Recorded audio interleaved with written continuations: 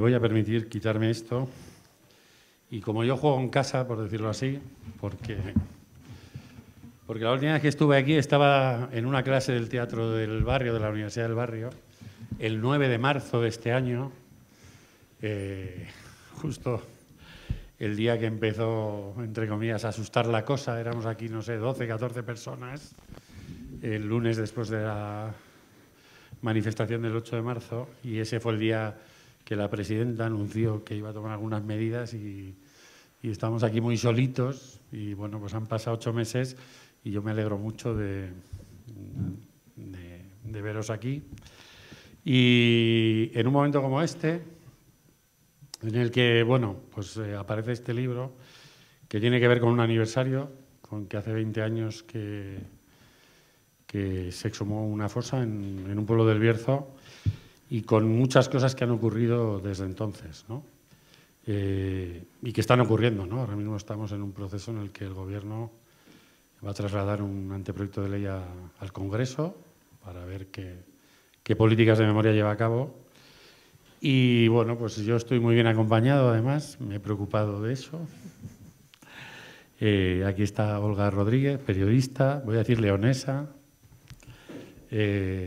y amiga de muchos años. Hace poco rescaté una foto del año que nos conocimos, que fue el 2004. Nos conocimos en la noche del Pásaro. Iba yo andando con Fernando, que anda por ahí.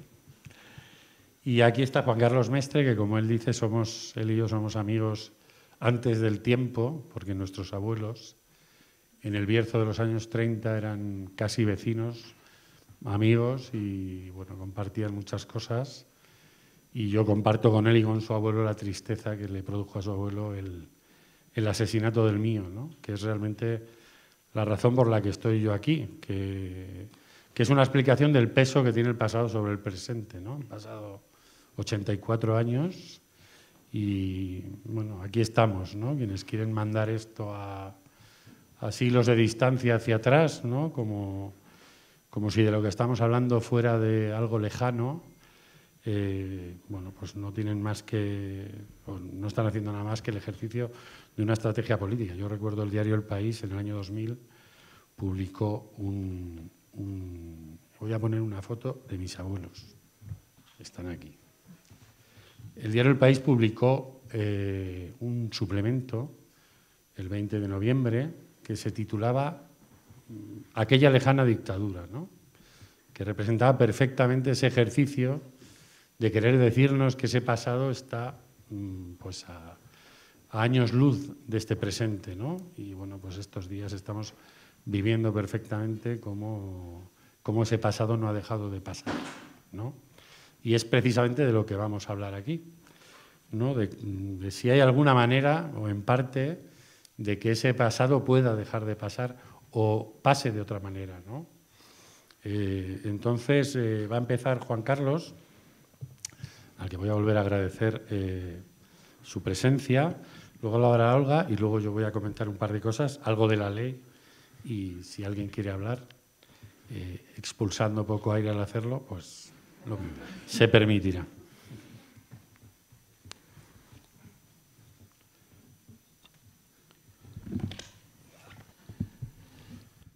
Buenas tardes, queridas amigas y amigos.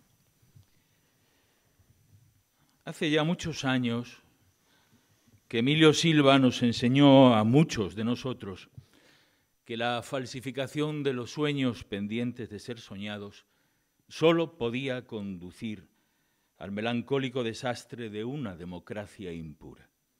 La falsa utopía de habitar un mundo más justo sin que nos acompañaran en él los justos antepasados de la memoria.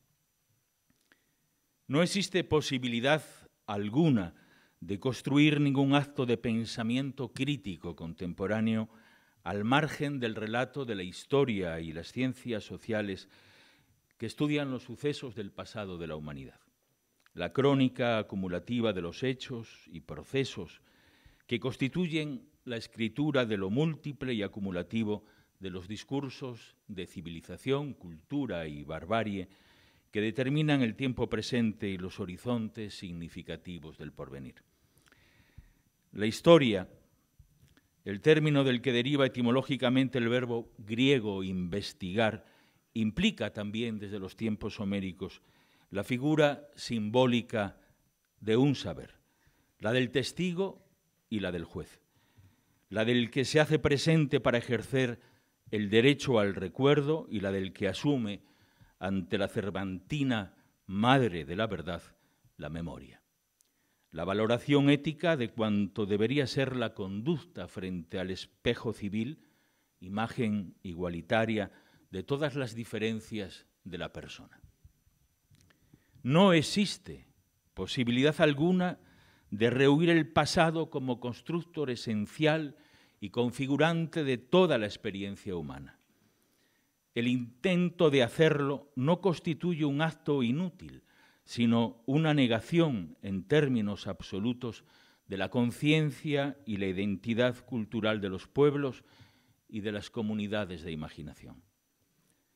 Cuanto fue lo antepasado que llega hasta nosotros, articulado en forma de convivencia y manera moral de estar en el mundo, es decir, el modo en que los seres humanos nos hacemos cargo unos de otros y asumimos la responsabilidad de ser los garantes de la dignidad colectiva de la condición humana. Sin embargo, olvido y memoria aparecen ante nosotros como una aparente decisión de la voluntad, una opción que pudiera desplazar de la existencia la realidad objetivable de acontecimientos determinantes. Precisamente aquellos donde las tensiones ideológicas y la gestión política de los asuntos públicos han devenido en fracturas irreversibles de la dialéctica social. Como si tratase de eludir la zona del conflicto y elevar sobre el vacío del sufrimiento y la bestialidad de los actos de fuerza una visión neutral del tiempo presente, la casa sin cimientos de la mendacidad, donde parecieran no caber por ausencia en el relato dominante la figura de la víctima, la figura del inocente y, por tanto, la consecuencia que se pretende borrar, la responsabilidad del verdugo y la responsabilidad del victimario. Hace ya mucho tiempo que Emilio Silva nos enseñó a darnos cuenta de que el tiempo carece de importancia mientras esté pendiente la restitución de justicia como deuda a los que ya solo viven en el recuerdo intacto de su tiempo.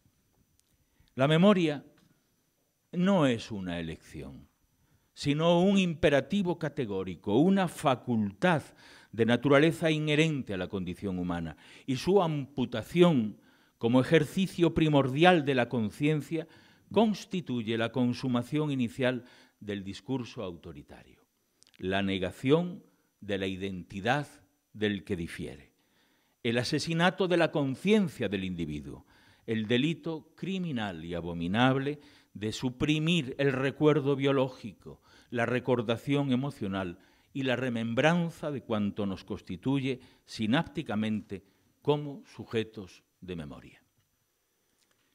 El intento de extirpar la memoria individual y colectiva de los procesos sociales constituye una perversidad dialéctica comparable al exterminio de la conciencia y la aniquilación moral de la persona, la pérdida definitiva de todo respeto por la condición humana, la agonía de los seres privados de memoria, de los pueblos desposeídos de su pasado, del duelo negado a los dolientes y de la privación última de su ya única existencia en el recuerdo de los muertos. Se acepta, si acaso, la metamorfosis de las víctimas en sublimación de la retórica política, su desviación museográfica, pero nunca desde el discurso del poder se apuesta por la comparecencia de quienes continúan siendo excluidos. El desaparecido, la persona real, sus restos físicos en las fosas comunes, la exhumación del definitivo testigo de la nobleza humana tantas veces suplantado por lo irrepresentable de los arquetipos generalistas de la cultura de masas y la inocua, aunque temporalmente persuasiva propaganda partidista. Otra formulación revisionista y humillante del olvido como inaceptable eufemismo de la reconciliación. Junto a Emilio Silva, muchos supimos que la lectura de la exaltación artística e intelectual de los relatos de testimonio y memoria no puede, no debe desplazar jamás a aquello que es lo olvidado en sí mismo, el dolor no anónimo de las víctimas, que sigue habitando la casa sin épica de la prohibición del recuerdo. Las cunetas donde yace la tragedia, las fosas comunes donde permanecen en su única esperanza de reparación los veraces, los incuestionables testigos con nombres y apellidos y sueños de la historia civil de nuestro país. Es, paradójicamente, ese definitivo y atronador silencio que desciende sobre la ciudadanía de los masacrados la voz que habla más alta. La honradez y la dignidad de principios democráticos que no han muerto, la que aún podrá enfrentarse con su indeclinable valor ético a la amnesia del poder político, a la indecente incredulidad de los cómplices del negacionismo, los copartícipes por dejación de responsabilidades del gran encubrimiento de un mal, la impunidad de los verdugos y la no reparación de las víctimas. La memoria no es un compromiso, sino un modo de asumir el estado natural, biológico, de la búsqueda de una identidad, ya sea esta política, cultural o de género. Una manera de integrar al testigo en ausencia como pieza acusatoria en el proceso contra el daño y la calamidad absoluta. Recordar es asumir la proximidad y participar así en la reconstrucción ética del sujeto, personificado en la figura del débil, del humilde inmolado que sigue residiendo en la noche civil de la historia. Hace décadas que este hombre, Emilio Silva, se dio cuenta de que no bastaban las viejas palabras para contar el nuevo sueño de la memoria con el que regresar a los días de la promesa y el aplazamiento de lo justo, para devolver a la vida en la remembranza de la dignidad civil a quienes tan ejemplarmente la defendieron e hicieron, como en nuestro país, causa común con las aspiraciones progresistas y democráticamente renovadoras frente al viejo y corrupto régimen monárquico de la Segunda República. Si execrable es la denegación de auxilio a las víctimas, aborrecible resulta el inútil intento de hacer invisible su comparecencia como testigo moral del daño.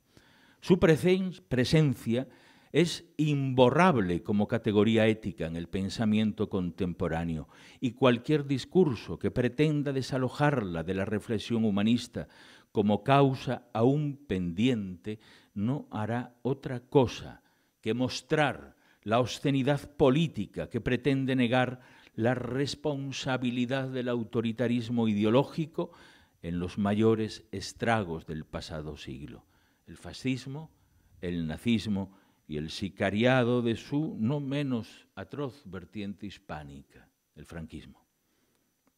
La negación de los discursos políticos de memoria conduce a la irrealidad, a la aparición sin causa de lo monstruoso, en suma, al enloquecimiento por simplificación de la pesadilla, al destino de un padecer por lo en apariencia no ocurrido.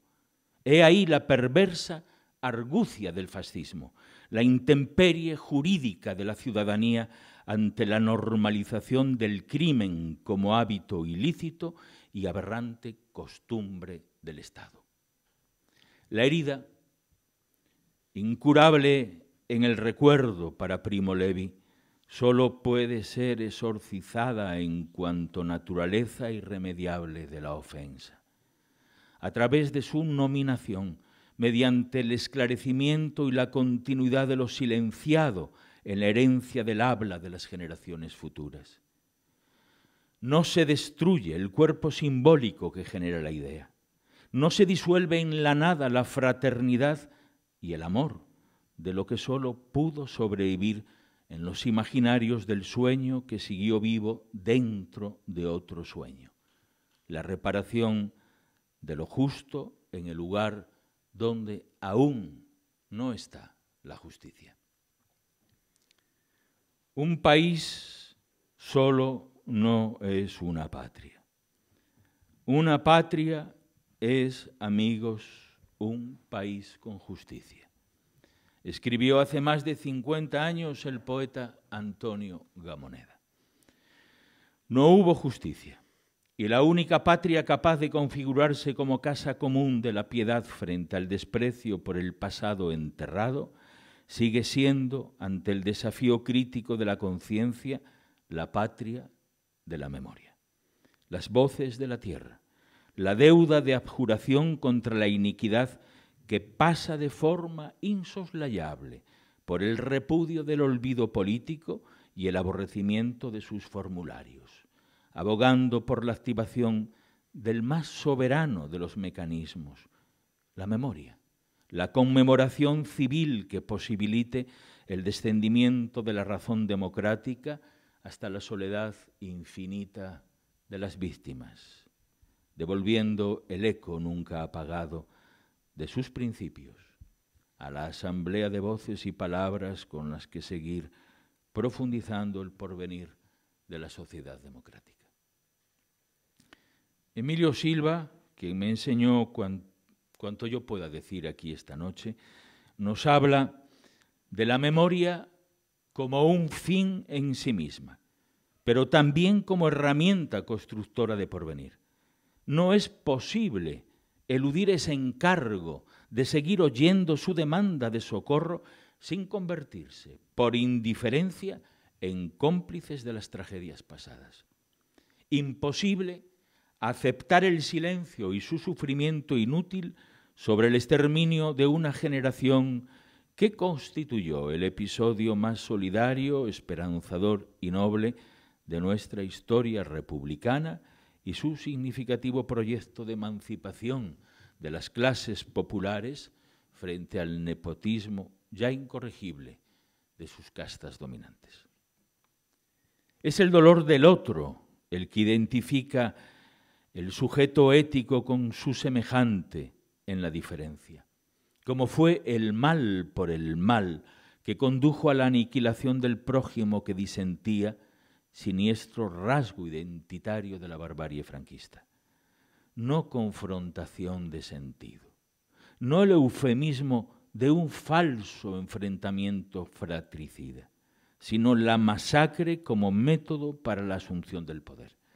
El paroxismo máximo, la guerra, la violencia y el asesinato como fundamento de la práctica ideológica del fascismo. Es aterrador pensar en las toneladas de silencio que cubren la memoria de los cientos de miles de demócratas ajusticiados por sus ideas en nuestro país. E injustificable la complacencia de esa aceptación tras el adoctrinamiento de la llamada transición política desde las alcantarillas del viejo régimen al vergonzante olvido de la memoria colectiva. El viviente pensamiento de cuantos siguen yaciendo aún a día de hoy en las cunetas del Estado español. Toda la crueldad del que ningún artificio narrativo será capaz de dar cuenta. Toda la individuación que la irresoluble pérdida como máximo dolor de la muerte, toda la sofistería política bajo la que permanece amordazada la voz de los ausentes, el argumento inevitable de la razón de las víctimas. Lo que Emilio Silva tuvo enfrente, como tantos de su historia familiar, fue el muro de una sociedad amnésica, la esclerosis de aceptar la costumbre como la más reaccionaria modalidad del acomodo, la proposición monstruosa de olvidar quién somos y de dónde venimos, primera condición para el ficticio de normalidad del relato neofranquista, en el que la víctima ha de ejercer clemencia de juicio para con el verdugo. El discurso de la tolerancia jamás puede confundirse con la condescendencia que pretende alterar los términos éticos de la víctima y los victimarios, y en el que éste pareciese otorgar al sufriente, la viuda, los huérfanos como figuras emblemáticas del padecimiento, la prerrogativa del perdón o la amnistía hacia lo culposo de sus actos. Antes, ha de ser necesario, imprescindible, que sobre toda la engañifa y metamorfosis de la socaliña política del pactismo, los responsables de crímenes de lesa humanidad asuman su incumbencia en el delito, la responsabilidad imprescriptible ante los sobrevivientes y los memoriosos en la heredad de la gran desgracia. De eso trata la memoria histórica, del modo de acoger a los expulsados del corazón del tiempo, de restituirlos al diálogo interrumpido por los actos de fuerza, de volver a dar sentido a sus vidas en la continuidad literalmente inolvidable de la honrada tarea humana. De eso trata este libro de nuestro amigo Emilio Silva, de la averiguación, de la búsqueda de la verdad de las víctimas y el acto de consolación que significa devolver a los muertos al lugar donde el resarcimiento pueda consistir en la custodia de su ya única justicia, el recuerdo activo donde vuelva a dar comienzo la vida. Ocurre alguna vez, sucede de tiempo en tiempo, que el pensamiento de una sola persona puede cambiar la mentalidad de toda una época, que el razonamiento de un solo individuo alcanza a imantar con su reflexión la mentalidad de las subsiguientes generaciones.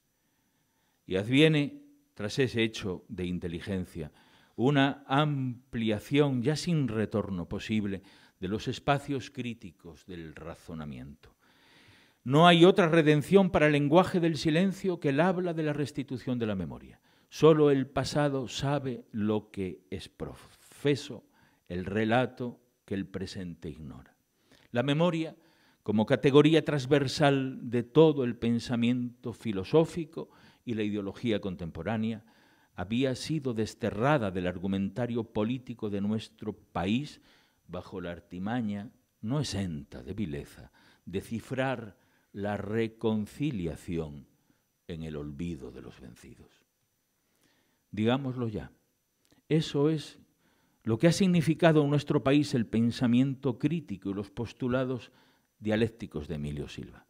Una enmienda irreversible a la atonía de 4 décadas de circunspecto parlamentarismo, colocando en el centro del debate político el tema sobre la memoria de las víctimas de la dictadura. Ajeno estaba aquel joven que buscaba la tumba anónima de su abuelo en las tierras rojas del Bierzo, que al exhumar sus restos de la fosa de Priaranza estaba abriendo la mayor causa de dignidad de nuestra reciente historia civil.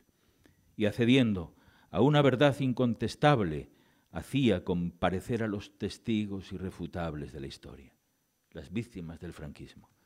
Esa fue la anticipación de conciencia que, no prevista en el decurso del posibilismo democrático, vino a poner en pie con toda la plenitud de su ardiente sentido la razón de ser de la memoria, como constructor configurante y ya insoslayable de nuestra vida política, de su presente y, sin duda, de su futuro. No hay casualidad, hay causalidad, no azar sino relación de efecto, esa lúcida y generosa voluntad de trascender el sufrimiento de lo propio hasta convertirlo en vindicación colectiva. Iniciar el sueño de la memoria, entender, haciendo visible lo ocurrido, poner fin a la humillación de la más sutil maquinaria del bandolerismo falangista, el olvido de sus criminales tropelías. El olvido siempre en primer lugar de las personas, el olvido en consecuente lógica de la abyecta ideología que posibilitó y justificó el exterminio de cientos de miles de personas.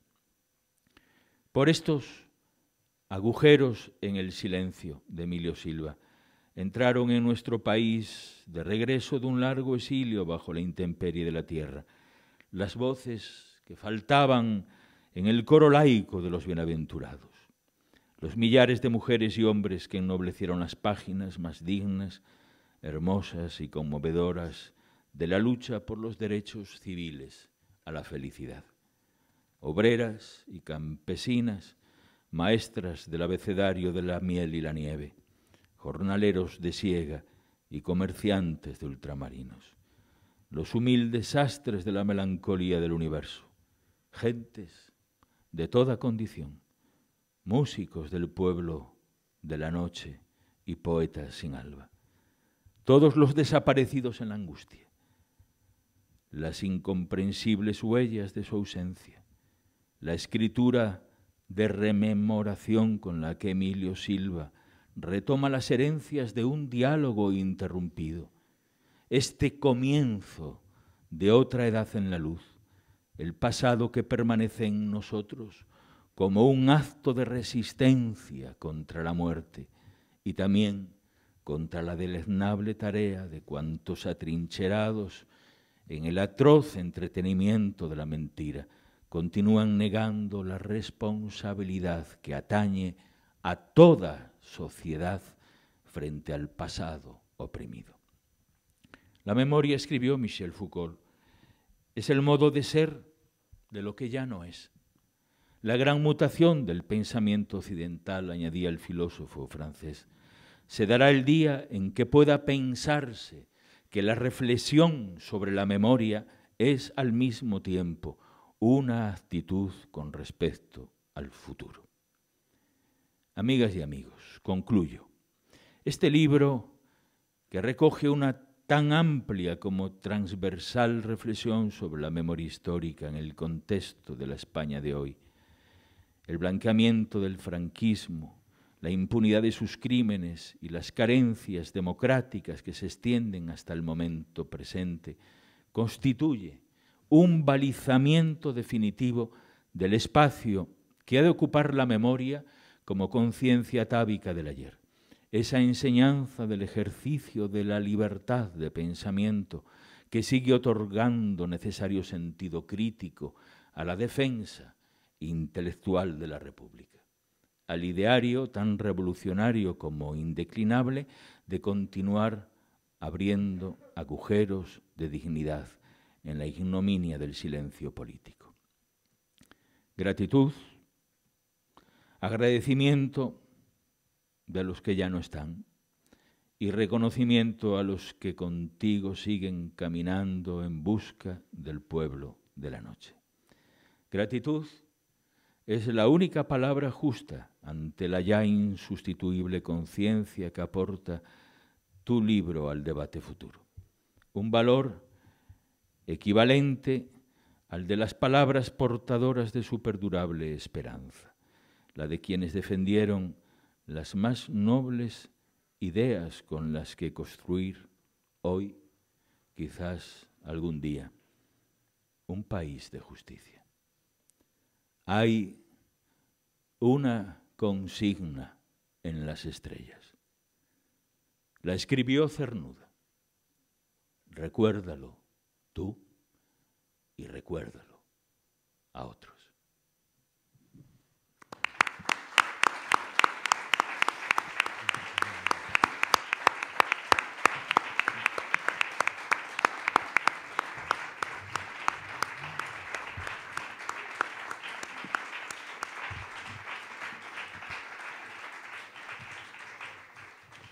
Bueno, muchas gracias, Juan Carlos, y le pasamos la palabra a Olga.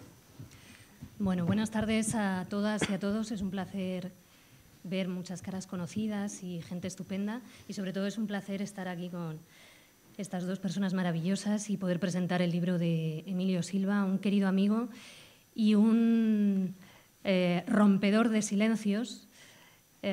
Como bien dice el título del libro, Agujeros en el silencio. El libro en sí es un agujero más de los muchos que Emilio lleva haciendo desde hace muchos, muchos años, rompiendo el silencio impuesto por la impunidad del franquismo que pervive a día de hoy en nuestro país. Yo a veces cuando pienso en Emilio me viene a la cabeza la imagen de esa aldea gala de Asterix y Obelix, en la que, a pesar de todo, resistían contra un imperio, ¿no? Emilio, pasito a pasito, poco a poco, muchas veces con mucha timidez, ha hecho algo grandioso. Como sabéis, en este país se produjo una persecución ideológica sistemática contra aquellas personas que no apoyaron el golpe de Estado y que apoyaban la República y que pensaban diferente. Y en lugares como el lugar donde fue asesinado su abuelo o donde fue asesinado también mi bisabuelo, que fue en Castilla y León, no hubo guerra. Desde el primer día el golpe triunfó y lo que se produjo fue una persecución sistemática, casa por casa, pueblo por pueblo, sacando de sus hogares a gente cuyo único delito era haber defendido la democracia y la República. Eso se nos ha ocultado durante muchísimos años y ha pertenecido a la historia no oficial, a la historia oculta, a la historia subterránea que Emilio, a través de su compromiso y su trabajo, ha logrado sacar a la luz. Cuando yo era pequeña, yo sabía que mi bisabuelo había sido asesinado y era un desaparecido, pero no tenía idea de la magnitud de personas desaparecidas que había en este país. Recientemente tuve la suerte de entrevistar a Emilio, que fue una conversación maravillosa de horas para un medio de comunicación, y en él mismo me decía que ellos tampoco tenían conciencia de la magnitud de los crímenes que se cometieron por el franquismo. Yo creo que somos muchos, y Emilio lo ha explicado muchas veces, los que hemos crecido sabiendo que había cosas de las que no podíamos hablar y dentro de una psicología colectiva muy particular, ¿no? Que es la psicología colectiva que se crea en un país con una impunidad como la que tiene el nuestro. No somos explicables si no conocemos nuestro pasado.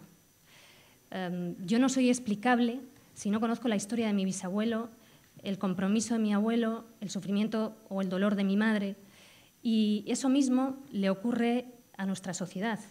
Y eso Emilio, de una forma autodidacta, como él mismo dice, y a través de esa voluntad de recuperar la memoria, lo fue entendiendo muy bien y lo ha explicado muy bien a lo largo de todos estos años.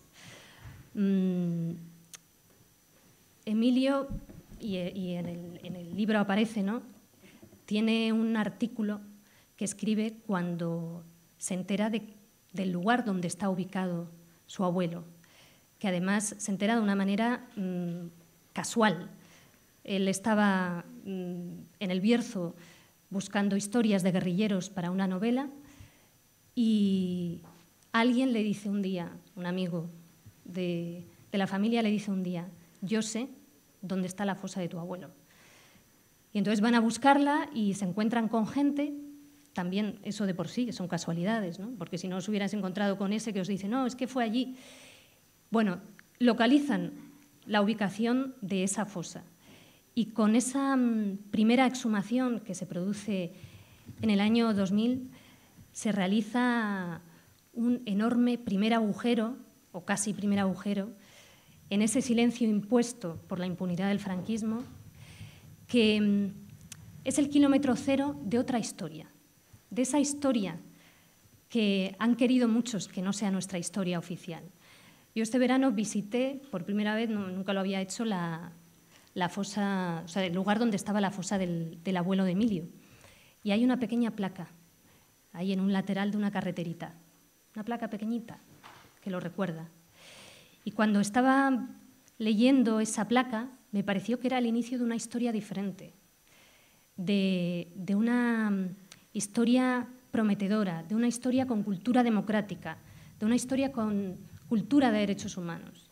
Y sin embargo está ahí, pequeñita. Tendría que haber peregrinajes para visitar esa placa, porque es el kilómetro cero de una historia que diferentes sectores de esta sociedad han ido construyendo y en la que Emilio Silva sin duda ha jugado un papel fundamental para ir rompiendo ese silencio, para ir rompiendo esa impunidad del franquismo y para intentar que esa historia subterránea y oculta, a través de la cual a muchos nos transmitieron de alguna manera que teníamos que callarnos, avergonzarnos, o que nos hicieron sentir que éramos molestos, no sabíamos muy bien por qué, ¿no? Porque teníamos historias que molestaban.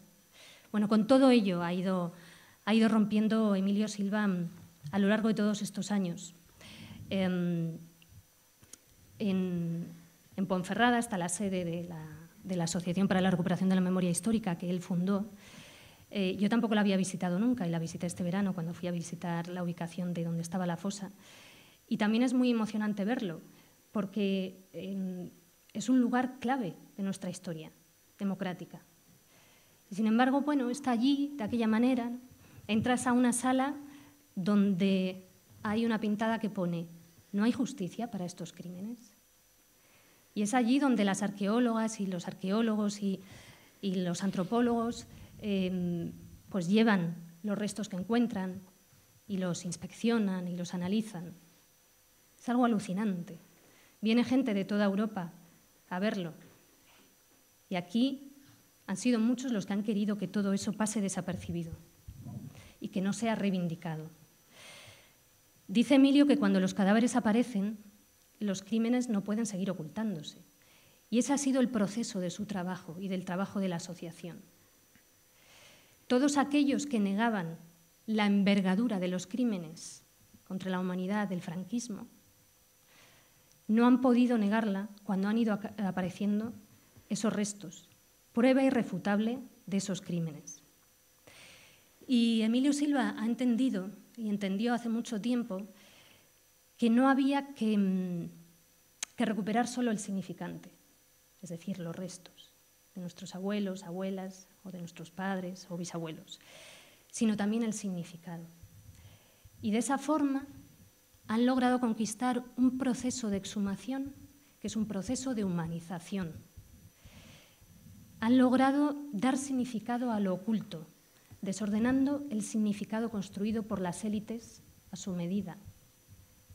Ese significado que ha permitido que los franquistas pudieran lavarse la cara.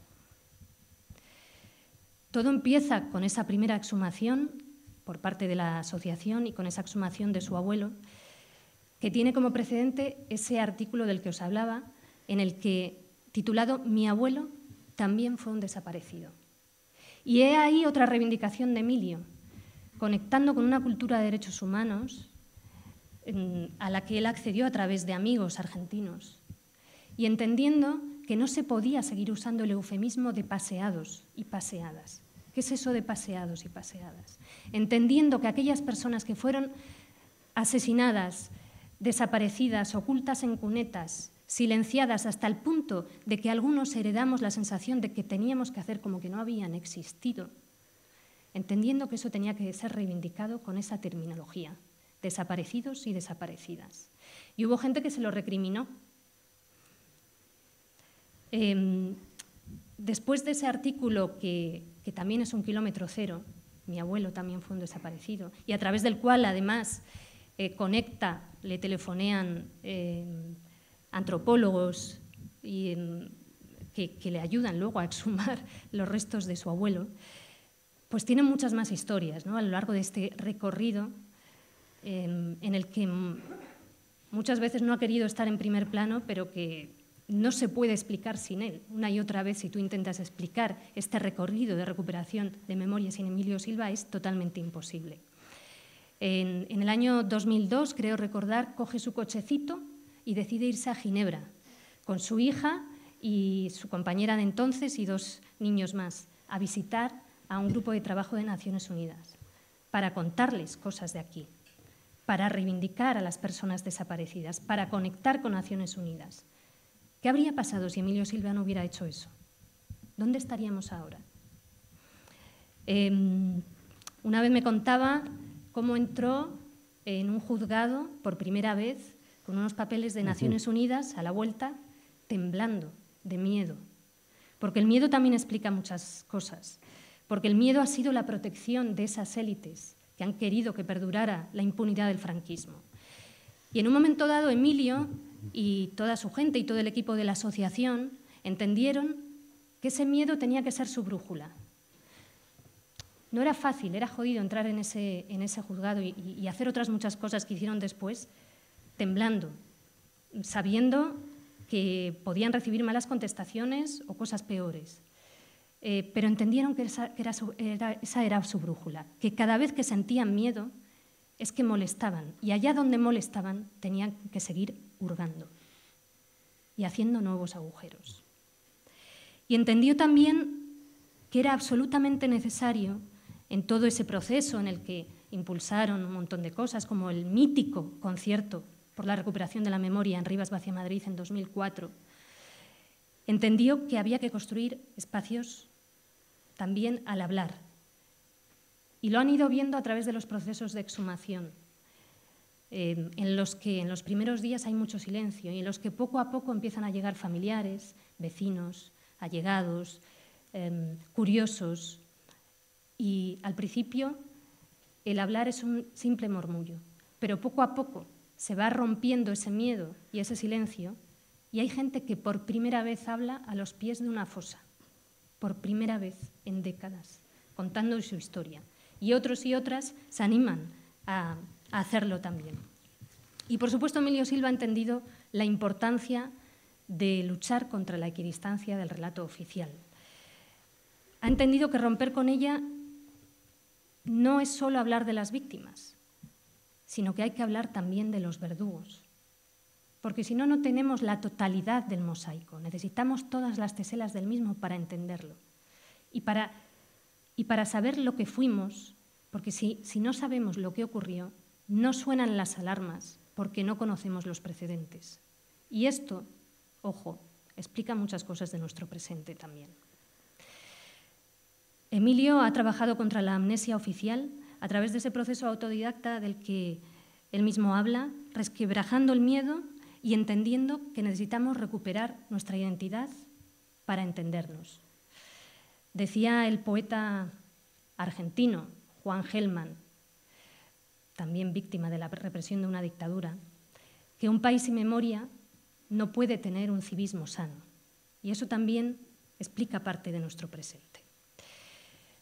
No quiero prolongarme, primero porque me voy a emocionar, porque a Emilio lo quiero y además como ciudadana tengo tanto que agradecerle, que en fin. Pero permitidme que lea unas breves líneas de su prólogo en el que contextualiza todos estos artículos históricos que contiene este libro maravilloso y a través del cual se explica a sí mismo y se abre un poco desde esa timidez que tiene. Y dice, cuando era adolescente y le preguntaba a mi padre por el abuelo muerto en la guerra, él me contaba alguna cosa, pero siempre terminaba diciéndome con cierto tono amenazante que de eso no podía hablar fuera de casa. Así comencé a sentir una vergüenza inconsciente por pertenecer a una familia que había hecho algo que debía ocultar. Sin quererlo, desarrollé un mecanismo para pasar desapercibido, para no ser visto, para no ser escuchado. Durante años pasaba la noche sin dormir cuando iba a tener que presentar un trabajo en clase delante de mis compañeros. Era como si hubiera asociado hablar con ser descubierto. La primera vez que hablé en público delante de gente desconocida, fue junto a la fosa de mi abuelo. Con un papel arrugado y una mano temblorosa expliqué quién había sido y qué había sido de su familia después de su asesinato. Fue una situación de extrema tensión, con un enorme nerviosismo, usando numerosas muletillas sobre las que aposentar mis nervios. 10 años después, cuando inauguramos una placa en el aniversario de la exhumación de la fosa y para celebrar la creación de la Asociación para la Recuperación de la Memoria Histórica, salió una frase de mi cabeza que me sorprendió cuando la pronuncié.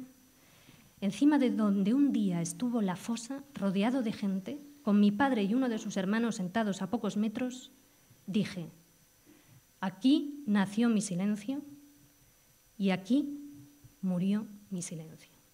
El silencio de Emilio ha sido el silencio de todo un país y la ruptura del silencio de Emilio ha sido la ruptura del silencio impuesto por la impunidad de nuestro país.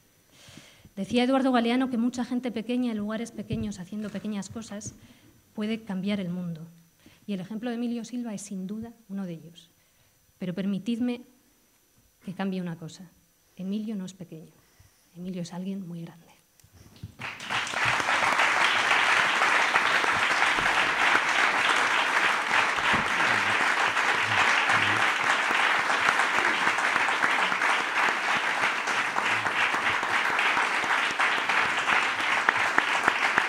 Yo creo que quería decir mayor. Pero... Bueno, pues ya, ahora qué digo yo. Pero voy a decir. Porque se murió el silencio y desde entonces no he parado de hablar. Bueno, lo primero es dar las gracias a Juan Carlos y a Olga por estas introducciones que yo creo que explican muy bien el terreno en el que han nacido y se han movido estos agujeros, ¿no? Esta frase, el título sale de una frase que yo pronuncié, está por ahí Javier, que es un cámara que se animó a ir a Priaranza en el año 2000 a grabar todo lo que ocurría allí. Y gracias a eso, yo hace unos meses, revisando algunos vídeos, de repente me veo apoyado en un árbol, hablando frente a su cámara y mostrando mi deseo de que ese agujero que se está abriendo en ese momento, en esa cuneta, empiece a ser muchos agujeros. Y de ahí viene un poco el arranque de toda esta historia. Yo estudié sociología en la facultad de aquí de la Complutense y tenía un profesor, Jesús Ibáñez, que era, bueno, pues yo creo que de los cerebros más impresionantes que yo he conocido en mi vida, ¿no? Y siempre nos hablaba de que la misión de los sociólogos tenía que ser la de robarles el fuego a los dioses, ¿no? Para dárselo al pueblo. Y luego decía una frase que yo creo que explica perfectamente qué es todo esto de la memoria, ¿no? Lo que dicen estos militares, lo que responde el gobierno, lo que ocurre en una obra de teatro, ¿no? Él decía que una gran revolución es una gran conversación. Y añadía que es una gran conversación en la que se extrae al ser de las garras del valor. Esa gran conversación ha llegado hasta aquí y estamos, digamos, de alguna manera sumándonos a ella, ¿no? Y si miramos en la etimología, la palabra conversación es una cosa maravillosa, porque quiere decir reunirse para cambiar, o girar, o transformarse, ¿no? Y eso es precisamente lo que estos agujeros trataban de algún modo de restablecer, ¿no? Y es ese relato familiar, esa vergüenza. Yo he sentido vergüenza, yo he sentido mucha vergüenza de mí mismo por ser de una familia como la que era. O sea, ha sido determinante en mi vida haber pertenecido a una familia que era inferior, literalmente, ¿no? Era inferior en este país. Y no se podía hablar de eso, porque además la transición ya nos había hecho iguales a todos, ¿no? Ya no había inferiores, ya nos había reconciliado, que es conciliar dos veces, o sea, ya no se había conformado con conciliarnos, sino que había ido más allá, nos había reconciliado y ya no podíamos pedir más, ¿no? Porque ¿qué más podíamos pedir, ¿no? Estas familias. Claro que esos desajustes, cuando están en una sociedad, cuando están en un individuo, son fallas, ¿no? Que acaban manifestándose. Por algún sitio tienen que llegar, ¿no? Y este país ha sido muy anómalo en muchas cosas, ¿no?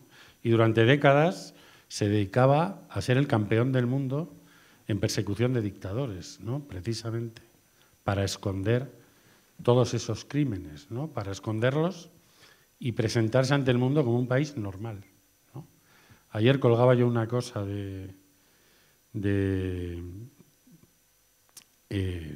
sobre estos militares que están ahora hablando, ¿no? Y un escritor decía debajo que, no, hombre, que esto pasa en todas partes, ¿no? Que esto pasa en todos lados, esto es lo normal. Pasa en Alemania, pasa en cualquier democracia. ¿Qué nos pensamos? Bueno, igual lo que no pasa, o lo que pasa en otras democracias, o en algunas democracias que son más intensas, más profundas y más sólidas que la nuestra, es que eso no se queda ahí, ¿no? Eso no se queda ahí. Es que no pasa nada. No pasa nada. Incluso a mí, estos días me molestan todos esos chistes de ven a fusilarme. Me molestan, porque me parece que la reacción debe ser mucho más dura con esta gente, porque esta es una identidad que lleva destrozando vidas, destrozando cosas durante siglos, ¿no? Yo no conocía la historia, hace unas semanas, en un acto en Valladolid contaba Juan Carlos Mestre la historia de Blanca March, ¿no? Una mujer que fue desenterrada por la Inquisición, ¿no? Por ser de una familia judía, y fue juzgado su cadáver, ¿no? Venimos de un país que desenterraba a una persona 20 años después de haber muerto, y para saquear sus bienes, para justificar cómo se apropiaban de sus bienes, la sacaron de su tumba y juzgaron su cadáver. Y esa cultura, esa mentalidad no se ha ido, no se evapora. Se destruye cuando se hace algo para que no esté. Pero precisamente es lo que no ha ocurrido en este país. Y por eso el miedo a todos esos militares, en mi caso es real. Uno de mis mejores amigos de la facultad se hizo militar, le reventaron la cabeza por estar en la institución y yo dejé de hablar con él el día que me dijo que este país necesitaba otro Paco. Y yo le dije, mira, no tengo más que hablar contigo. Y es un oficial del ejército español que ha asimilado, no ha llegado con esas ideas allí, sino que para crecer en la institución, ha tenido que aceptar una serie de reglas del juego, ¿no? Lo mismo que uno puede ser un sacerdote cristiano de base pisando el suelo en Vallecas, pero si quiere hacer carrera en la conferencia episcopal, pues tienes que ir hacia donde tienes que ir, ¿no? Entonces, a mí todo eso me parece bastante más preocupante, ¿no? Como síntoma. Y no como síntoma igual de que vayan a venir aquí por esa puerta, ¿no? Pero esa mentalidad, cuántas cosas nos impide ser, ¿no? En cuántas cosas distintas nos impide pensar, ¿no? Hablaba yo de esta gran conversación, ¿no? De reunirnos para cambiar. ¿Cuánto esfuerzo hace este país en fabricar ruido, en que no se converse, en que nadie se reúna para cambiar, en gritar, en gritar, en gritar y en impedirnos pensar e intercambiar ideas, ¿no? Voy a leer un texto, porque en este libro también he querido hablar con mi abuelo, que está ahí en esa foto, es el día de su boda, eso es el 10 de enero de 1900, perdón, que me emociono, el 10 de enero de 1926. 10 meses y 8 días después nacería mi padre después de la foto. Mi abuelo, en el año 32, cometió la osadía de hacer un agujero en el silencio. Él vivía en Villafranca del Bierzo. Allá había un hombre, un gran aristócrata, Antonio de Carvajal y Álvarez de Toledo, que escribía unos articulazos políticos en una parroquial berciana a los que siempre respondía su eco, ¿no? Bueno, pues un día escribió un artículo burlándose de las personas que pedían igualdad, ¿no? Y lo inició con un verso que voy a leer de un poeta del siglo XIX que decía: igualdad oigo gritar al jorobado torroba y se me ocurre pensar, ¿quiere perder la joroba o nos quiere jorobar? Y a partir de ahí él hacía una serie de reflexiones sobre lo estúpido que era reclamar la igualdad a una sociedad cuando en la naturaleza Si alguien miraba algo por un microscopio, nada era igual. Era una cosa antinatural. Y unos meses después él pedía que le contestara un escritor, pero nunca nadie le contestaba. Y unos meses después alguien se atrevió a ese silencio que sucedía a sus artículos, se atrevió a responderle, ¿no? Iba a leer un párrafo de esa respuesta, porque en parte esta respuesta le costó la vida a mi abuelo, ¿no? Y fue una de las causas por las que lo asesinaron. Él, además, se dirige muy cervantinamente, por decirlo así, al aristócrata, que era el segundo hombre de España con más títulos después del duque de Alba, ¿no? Y pidiendo permiso al responsable de la parroquial, dice, con el permiso del señor redactor de la parroquial berciana, que tan dignamente dirige, y respetando las ancianas y venerables canas del señor Carvajal, allí va mi opinión sobre la igualdad ignorada. Aunque en parte discrepo de su respetable modo de pensar, en algunos párrafos y pasajes de este tema por usted desarrollado hay muchas lecciones por aprender. Los que temen al comunismo y al socialismo y a la igualdad deberían aprender de memoria esas sublimes lecciones por usted apuntadas y practicadas todos los días y en todos sus actos, modernizando con una comprimida dosis de humanidad su espíritu arcaico lleno de avaricia y egoísmo. Con tan sencillo y humano procedimiento cumplirían con las sublimes doctrinas de Jesucristo. Sus almas, si es que las tienen, dejarían de ser leónicas con sus semejantes. Operando en su espíritu este cambio milagroso, todos nos consideraríamos hermanos. Desaparecería el prejuicio de distinción de castas. En una palabra, reinaría la paz y el egoísmo en todas las mentes atrofiadas, resplandecería fastuosa la justicia. En los míseros hogares amainaría pacífica la tempestad. Con este ideal en marcha no tendrían razón los socialistas y los comunistas para pedir, como hoy lo hacen la mayoría, con verdadera justicia, pan y cultura para sus famélicos y harapientos hijos, ni se harían ilusiones por la posible igualdad. Este artículo, que acaba dando vivas al jorobado y que bueno, tuvo un gran impacto, ¿no? acaba diciendo, vivan las sublimes doctrinas del crucificado Jesucristo, vivan también todos los ciudadanos que las practiquen con sinceridad, dando de comer al hambriento, sin explotar a los que extraen de las entrañas de la tierra el tan necesario pan nuestro de cada día. Y por último, vivan los que trabajan sin desvelo y aportan su grano de arena al bien de la humanidad. Este artículo, cuando yo empecé a investigar, a hablar con gente mayor en Villafranca, para saber cosas de mi abuelo allí, entre ellos el escritor Ramón Carnicer, me contó que recordaba dos cosas de él.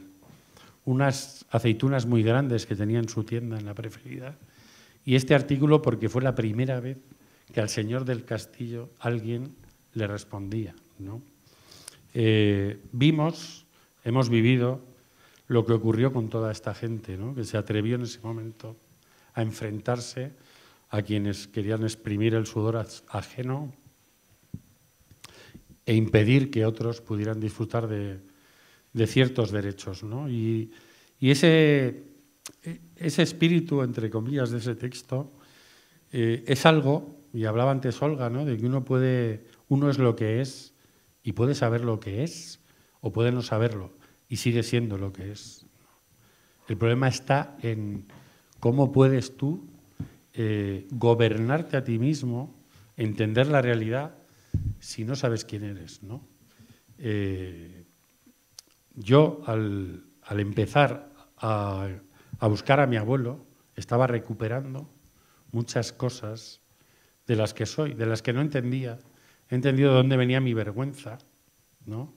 De dónde yo me consideraba alguien inferior, porque había una mancha en mi familia, ¿no? De la que yo no podía hablar, y éramos, pues en esas castas que dice, éramos los intocables en este país, ¿no?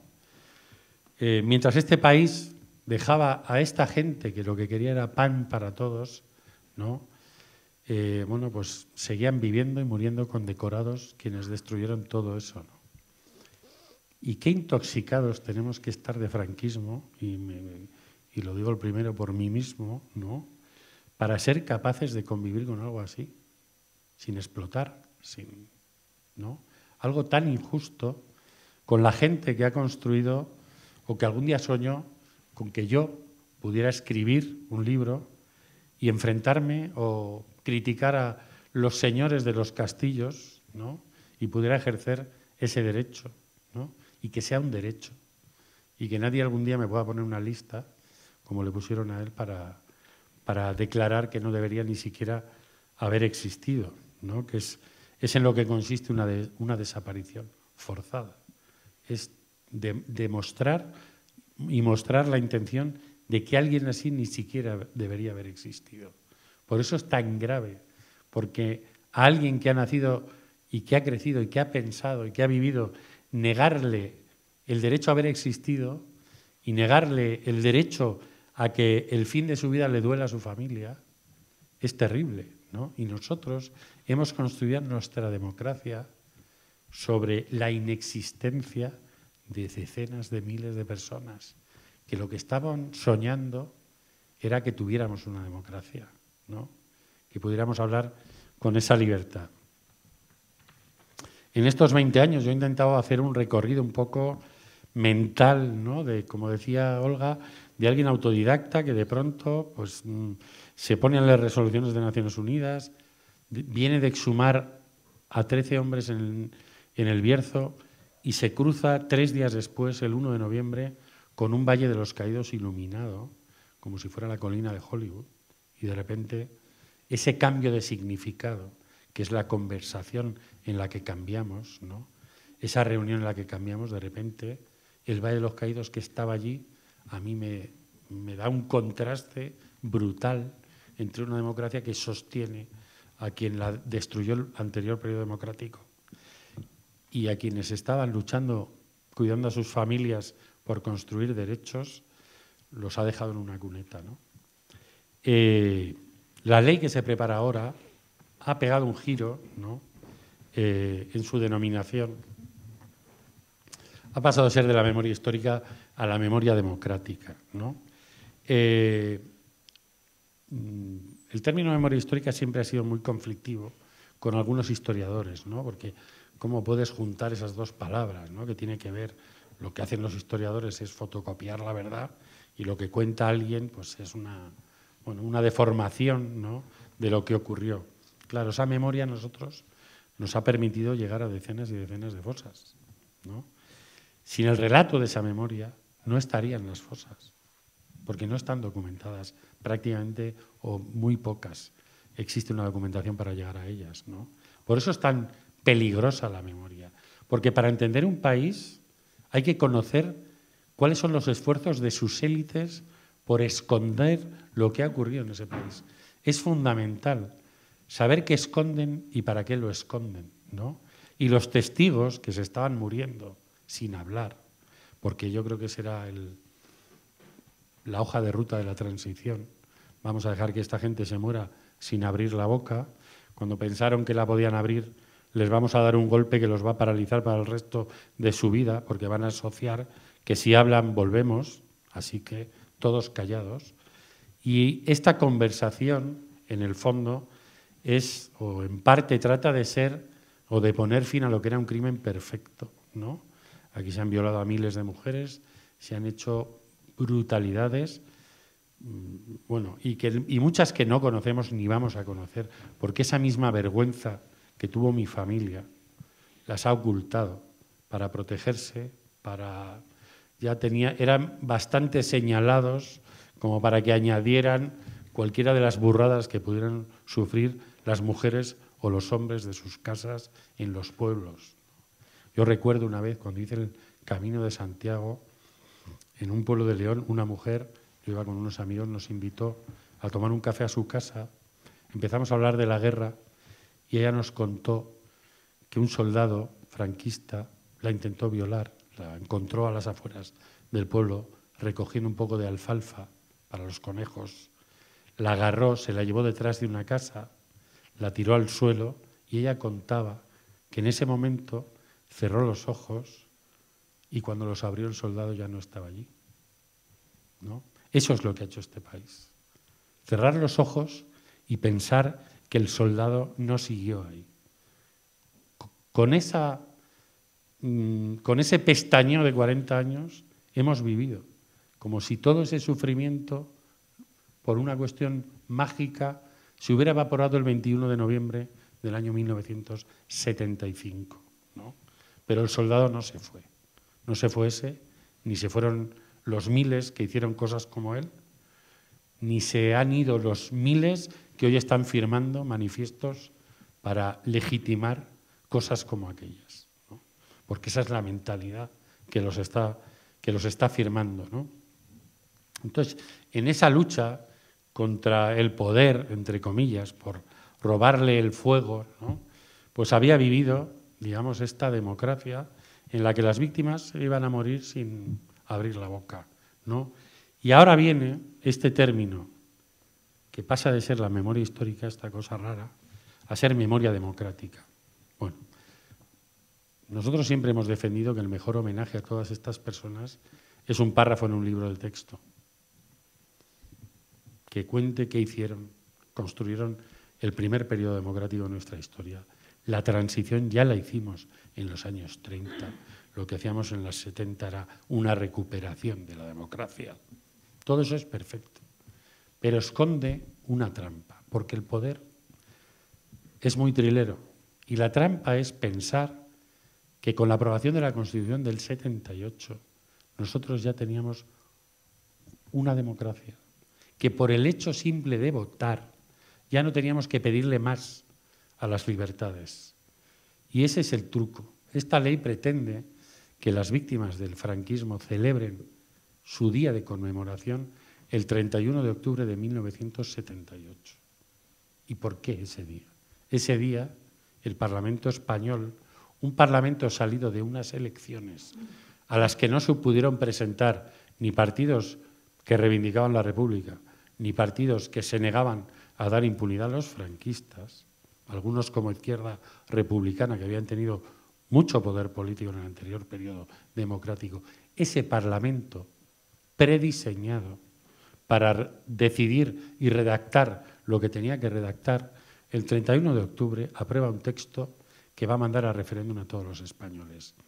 Y esta ley pretende que ese texto, que ni reconoce como antecedente democrático a la Segunda República, que ni hace en su preámbulo mención o condena alguna de la dictadura y que, por supuesto, no reconoce a las víctimas, en ningún caso las menciona. Es más, yo me he descargado todos los PDFs de los debates de ese proceso y nunca se menciona a las víctimas. No existen. El soldado no estuvo allí. Eso es lo que quiere esta ley que conmemoremos, la Constitución. Porque lo que nos quieren decir es que en 1978, como el Cándido de Voltaire, habíamos llegado a la mejor de las democracias posibles. ¿Y qué es lo que oculta detrás?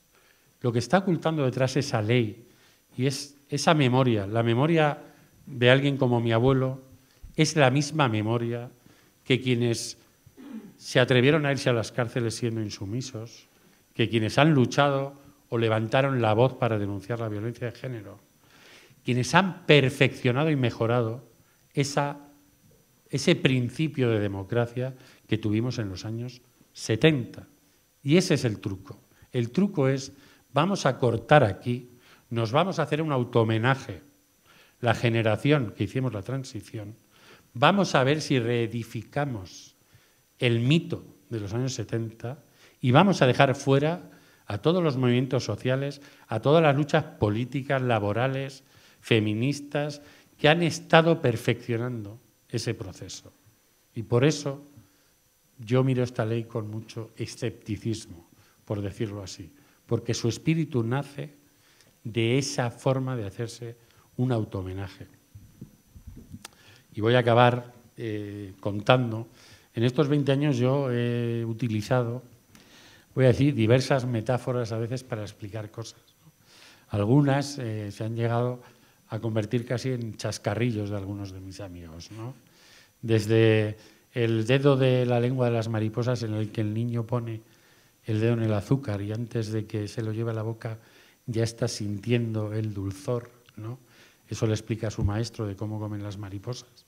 Y yo utilizo esa imagen para explicar que fue la primera vez en la historia que millones de personas en este país pusieron el dedo de la historia encima de un poco de azúcar, porque llevaban toda la vida poniéndolo en algo amargo, siglos y siglos, generaciones y generaciones, hasta la imagen de la película Mambrú se fue a la guerra, en la que la hija de ese alcalde topo, que ha estado 40 años oculto, cuando se entera que su madre, si sigue siendo viuda y el padre no sale del agujero, va a tener una pensión, la hija decide encerrar a su padre y aparece en una escena terrible que retrata perfectamente nuestra transición.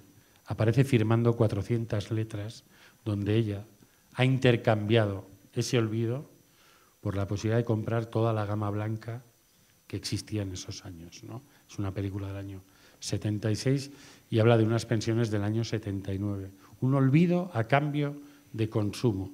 No vas a ser ciudadano, pero vas a poder consumir, ¿no? Y eso, consumir, que quiere decir, vuelvo a la palabra conversación, reunirse para someterse, eso es lo pactado en nuestra transición, ¿no? Y ahora yo en esto voy dando vueltas para buscar otras imágenes y quiero acabar con una que tiene que ver con mi padre. Mi padre cumplió 10 años, 2 días después de que asesinaran al suyo. Y unos días después de que ocurriera eso, él tuvo que dejar el aula en el que estudiaba, cerrar la puerta y no volver a abrirla nunca más, ¿no? Y para mí, las huellas que dejó cuando salió de ese colegio deberían ser un monumento en este país, no solo por mi padre, sino por miles de madres y padres que incluso eran insultados por sus propios compañeros cuando iban a clase y eran expulsados de las aulas, porque por ser hijos de rojos no tenían derecho a civilizarse. Y esta barbarie es la que ha gobernado y todavía está impregnando muchas de las cosas políticas que ocurren en este país y de la cultura política de nuestras élites. La justicia es la mejor forma de limpiarla, pero cuando ya no hay a quien limpiar, ¿no?, la política y la memoria deben ser la gran herramienta para terminar con esa cultura política, que ya no debería estar aquí. Gracias.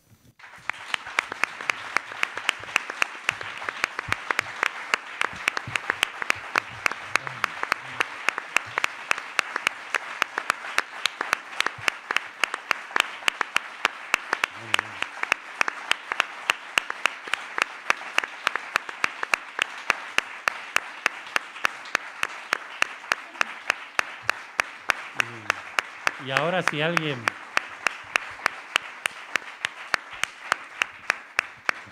Bueno, no sé si alguien quiere decir algo susurrando o por... Se me ha olvidado que yo quería dar las gracias al Teatro del Barrio, ¿no?, que es este lugar maravilloso donde esta conversación de la que yo hablaba tiene aquí una de sus grandes voces en este lugar, ¿no?, y a la gente que organiza las actividades ciudadanas de los lunes, que es la razón por la que estamos aquí, y ojalá un espacio como este, pasen pandemias, pasen epidemias y pase lo que pase, siga siendo una oportunidad, ¿no?, para conversar. Así que si alguien quiere decir algo... Bueno, no, también aquí hay mucha gente que hace muchas cosas por la memoria, que también hay que darles muchas gracias.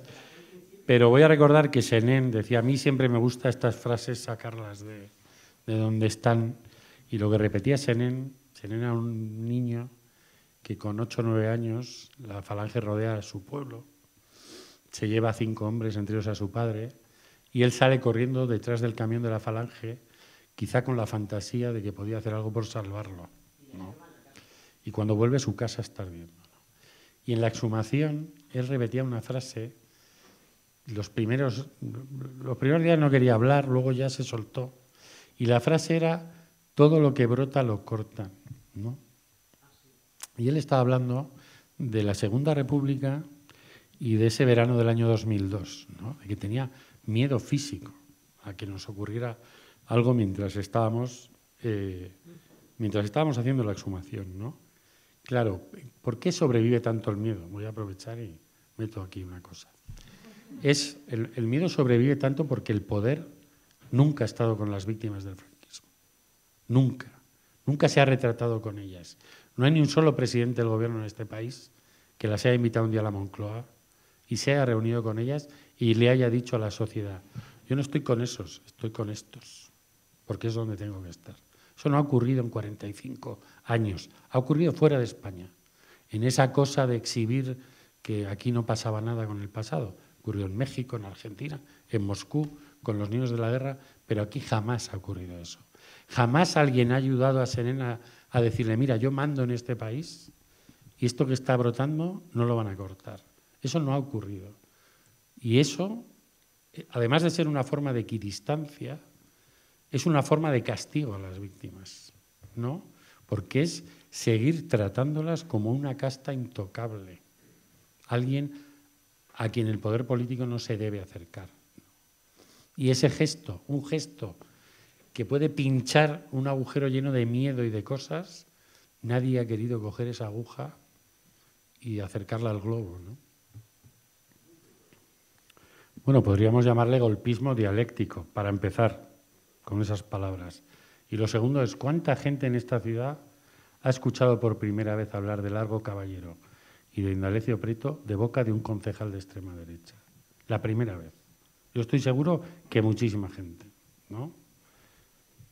Porque nunca nadie en un colegio, no digo que tengan que saberse su vida, pero que sepan dónde estaban, en qué momento político actuaron, y todo ese silencio, esa impunidad académica y escolar ha funcionado también en ese nivel.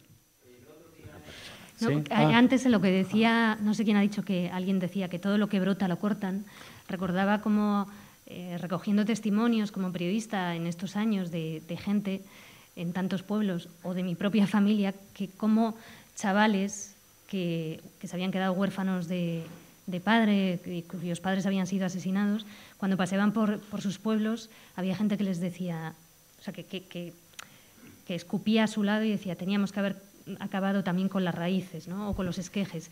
Y este es un testimonio que me he encontrado en numerosas ocasiones, una y otra vez, ¿no? O sea, el maltrato a los supervivientes o a los huérfanos y esa amenaza de teníamos que haber acabado también con vosotros, siendo unos niños, ¿no? Bueno, pues yo voy a decir que aquí hay mucha gente que hace muchas cosas. Quiero decir, esto es un engranaje, por decirlo así, ¿no? Hay gente que ha exhumado en las fosas, veo profesores que sí trabajan estos con sus alumnos, gente que desde la academia ha producido conocimiento, familiares, que hay aquí algunos, entre ellos de deportados, cuando tú hablabas de eso, de los republicanos deportados a los campos nazis.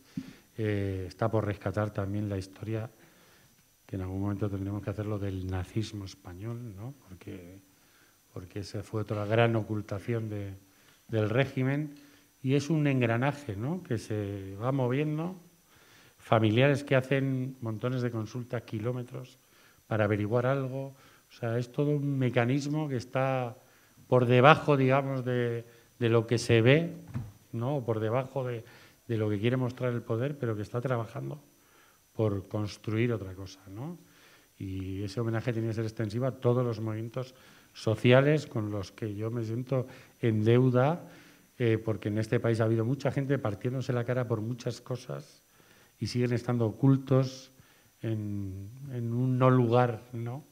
Precisamente porque su discurso se contrapone con ese discurso del Cándido, de que nosotros ya hicimos una democracia maravillosa y reconciliada en los 70, ¿no? ¿Y qué más queremos? Entonces, yo quiero dar las gracias a toda la gente, gracias por venir y que vacunados o no, que estemos todos sanos y que sigamos peleando por cosas, ¿no? Que por suerte ahora no nos va, entre comillas, la vida en ello, pero sí nos van muchas cosas, que todo esto que se está despertando en un país donde hemos normalizado tanta mierda política, a veces es difícil que la hablamos, y lo voy a decir así de claro, ¿no? Entonces, a veces estas cosas forman parte o están en un nivel que tenemos asimilado, ¿no? O que hay buena parte de la sociedad hemos convivido con eso tranquilamente y a veces no nos damos cuenta de realmente de lo que significa que esté aquí, ¿no? Gracias otra vez.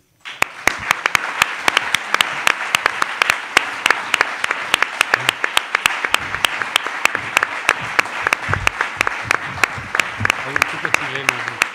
Que me ha dicho que te conocía. No nos pasen.